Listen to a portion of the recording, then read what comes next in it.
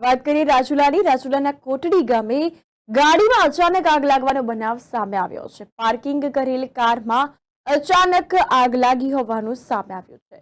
રાજુલાના કોટડી ગામે મનુભાઈ ભવાનભાઈ બદાનિયાના મકાનમાં ગાડી પાર્ક કરેલ હતી, જે કારમાં અચાનક આગ ભભૂકી ઉઠી હતી।